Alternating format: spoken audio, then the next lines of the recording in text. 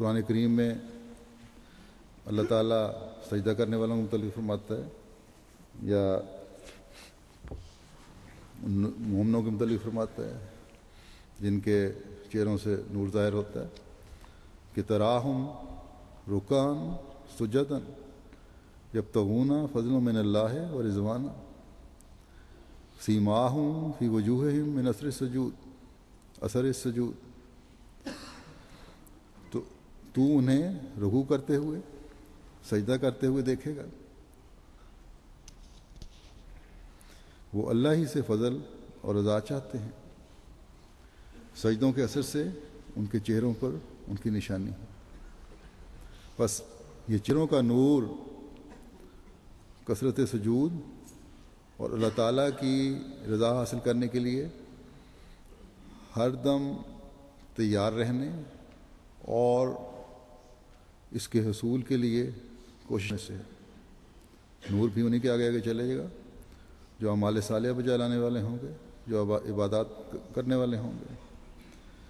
بس حضرت صلی اللہ علیہ وسلم نے امت میں انہیں شامل فرمایا ہے جو اللہ تعالیٰ کی رضا چاہتے ہیں اور عبادت میں بھی طاق ہیں۔ بس ایک احمدی کو اس مضمون کو اچھی طرح نشین کرنا چاہیے۔ عبادتوں کے معیار اونچے کرنے سے نور ہمیں، ایک روایت میں آتا ہے، حضرت بریدہ بیان کرتے ہیں کہ نبی کریم صلی اللہ علیہ وسلم نے فرمایا، اندھیرے میں مسجد کی طرف جانے والوں کو قیامت کے دن کامل نور، یعنی فجر اور عشاء کی نمازیں ہیں، ان کی طرف ان کو پڑھنے کے لیے مسجد میں آنے والوں کے لیے وہ نور کی بشارت دیتے ہیں، تکلیف کر کے آتے ہیں۔ ایک جگہ تو بڑی سختی سے انذار بھی فرمایا ہوا ہے فجر اور عشاء کی نماز آنے والوں کے بارے میں۔ بس یہ ہیں وہ لوگ جو نور حاصل کرتے ہیں حضرت صلی اللہ علیہ وسلم کی پیروی میں، آپ کے احکامات پر عمل کر کے اللہ تعالیٰ کی رہتے ہوئے۔ پھر بخشش اور شفاعت کا مضمون ہے جو حضرت صلی اللہ علیہ وسلم سے کے ساتھ خاص اہمیت رکھتا ہے، آپ کے ساتھ موجود۔ ایک روایت میں اس کا یوں ذکر آیا ہے، حضرت عقبہ بن عامر جوہنی بیان کرتے ہیں کہ میں نے رسول اللہ صلی اللہ علیہ وسلم کو یہ فرماتے سنا کہ جب اللہ اولین و آخرین کو جمع کرے گا اور ان کے درمیان فیصلہ کرے گا، اور جب وہ فیصلہ سے فارغ ہو جائے تو مومنین کہیں گے کہ ہمارے رب نے ہمارے درمیان فیصلہ کر دیا ہے، کون ہے جو ہمارے لیے شفاعت کرے؟ یہ مومنین کا فیصلہ ہوا ہے اور مومنین پوچھ رہے ہیں کون ہے جو شفاعت کرے؟ پھر وہ کہیں گے کہ آدم کے پاس چلو، کیونکہ اللہ نے اسے اپنے ہاتھ سے پیدا کیا ہے اور اس سے کلام کیا ہے۔ وہ آدم کے پاس آ کر کہیں گے کہ آپ چلیں اور ہمارے رب کے حضور ہماری شفاعت کریں، تو آدم کہیں گے تم نوح کے پاس جاؤ۔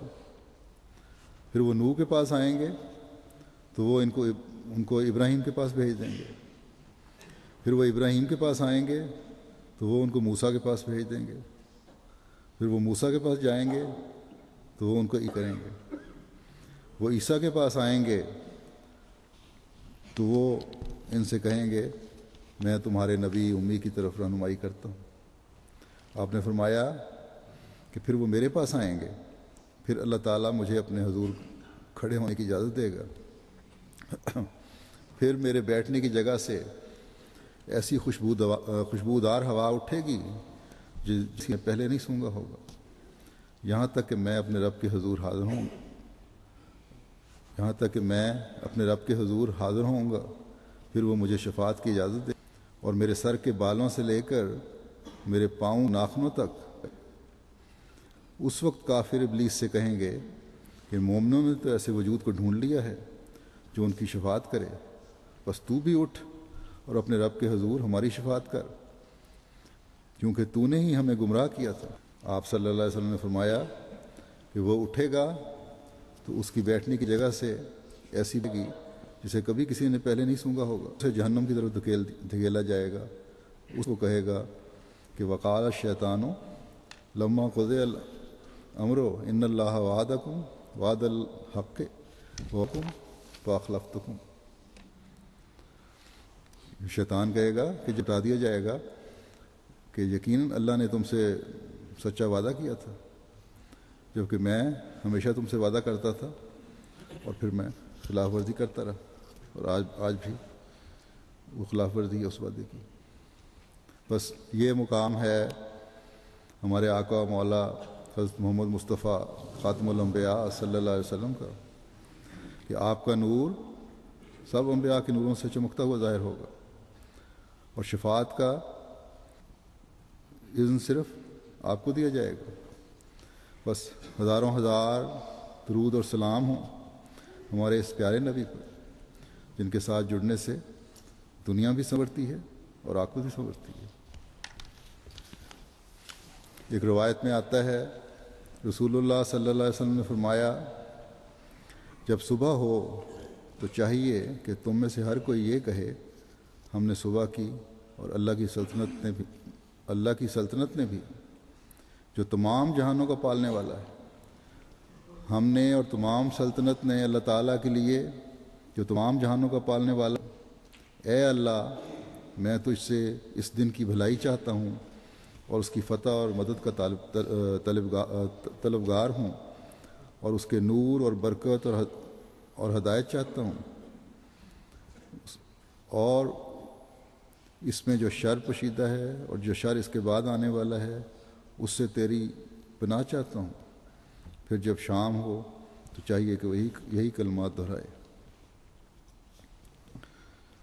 بس نور حاصل کرنے کے لیے، اللہ تعالیٰ کی رضا چاہنے کے لیے، اپنی دنیا و آخرت سنوارنے کے لیے دعاؤں کی ضرورت ہے، اور اس کا بہترین ذریعہ جیسا کہ پہلے حدیث میں بیان ہوا ہے عبادات ہیں. راتوں کی عبادت ہے، دن کا تقویٰ ہے، دن کی نمازیں ہیں. ایک روایت میں آن حضرت صلی اللہ علیہ وسلم نے نور کے حصول کے لیے اور آپ صلی اللہ علیہ وسلم کے نور سے فیض حاصل کرنے کے لیے اللہ تعالیٰ کی وحدانیت دیے کہ اس کے بغیر خدا کا نور نہیں ملتا. مومنوں کو یوں نصیحت فرمائی. سہل بن باز اپنے والد سے روایت کرتے ہیں کہ رسول اللہ نے فرمایا، جس نے سورہ کہف کی اور آخری آیات کی تلاوت کی وہ اس کے لیے اس کے پاؤں سے سر تک نور بن جائیں گی، اور جس نے ساری سورت کی تلاوت کی اس کے لیے آسمان و زمین کے درمیان نور بن جائے گی. ایک حدیث میں دجال کے فتنے کے لیے بھی کہف کی پہلی 10 آیات اور آخری 10 آیات پڑھ کی طرف حضرت صلی اللہ علیہ وسلم نے توجہ دلائی اور اس کی تلقین فرمائی ہے. اور دجال کا فتنہ اللہ تعالیٰ کی توحید کے انکار کا فتنہ ہے. بس آج کل یہ فتنہ زوروں پر ہے، اور اس کے زوروں پر ہونے کی وجہ سے ان آیات کے پڑھنے کی طرف ہمیں بہت توجہ کی ضرورت ہے. دجال نے اپنے دجل سے جو مختلف قسم کے شرک پھیلائے ہوئے ہیں ان سے بچنے کی ضرورت ہے.